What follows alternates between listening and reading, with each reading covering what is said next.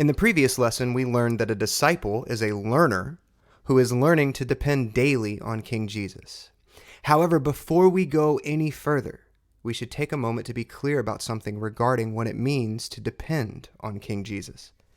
When we talk about dependence, we are talking about depending on not only the person, but also on the work of Jesus. The work of Jesus is what is most commonly referred to in the Bible as the gospel. But what essentially is the work of the gospel? Basically, the word gospel is defined as the good news. The classical Greek word for gospel is Euangelion, which means the good message or the good news. It is from this word that we have the word evangelist, which refers to someone who proclaims the good news, and the word evangelism, which means to spread the good news. Now, in the time of the New Testament, the Roman emperor, or Caesar, was venerated as the spirit and the protector of the empire. In this way, he was actually viewed as a god. And so the Roman gospel was the announcement of the rise of the Roman emperor to the throne. This announcement of the Roman gospel would also include a forceful proclamation of Roman might and Roman victories over their enemies. So, the Roman gospel denoted a weighty, royal, and official message that proclaimed the authority and military conquests of the Roman emperor. Now, in the New Testament gospel story, Jesus proclaimed himself to be king over all kings. This was the reason he was killed. Because in saying that, he was saying that he was king over Caesar. However, the early church proclaimed that King Jesus rose from the dead, and that through his death, burial, and resurrection, there was now a new gospel message that triumphed over all others, including the Roman gospel.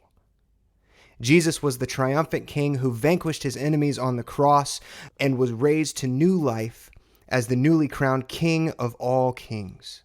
And he ascended into heaven to sit on the throne of all of creation, where he now rules over all things great and small. This was the Christian gospel message proclaimed by the early church and led by Jesus' apostles, who proclaimed the message throughout the Roman world. The Roman gospel proclaimed that Caesar was king over all things. Contrary to that gospel, the Christian gospel proclaimed that Jesus was king over all things. As you might imagine, the Christian gospel message did not sit very well with Rome because it forcefully announced a counter-gospel that there was a king who was greater than Caesar, and a kingdom that was greater than Rome. And not only did these Christians announce that there was a new king, but along with that, they proclaimed that through the shedding of Christ's blood on the cross, in his death and his burial and resurrection, they were now a new and free people who were in an unbreakable union with King Jesus. As a result of this miraculous union, they were now a regenerate people who were raised to a new life and given wisdom that was greater than all the wisdom of Rome. That they were now a justified people who were legally bought and declared perfect in the court of Jesus Christ that was greater than all the courts of Rome. And that they were now an adopted people who now belonged to a royal family, the royal family of Christ, that was greater than all royal families of Rome. In every possible way, this proclamation diametrically ran against the grain of the Roman gospel, and as a result, the early Christians were persecuted and many of King Jesus' people were killed because of the message that they proclaimed.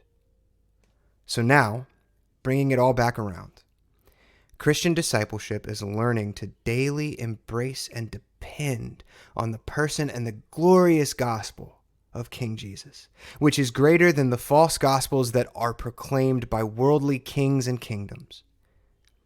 It is learning to live out of the power of this gospel message, that we are in an unbreakable union with Christ, and that, as his kingdom people, we are forever alive, justified, and adopted in him.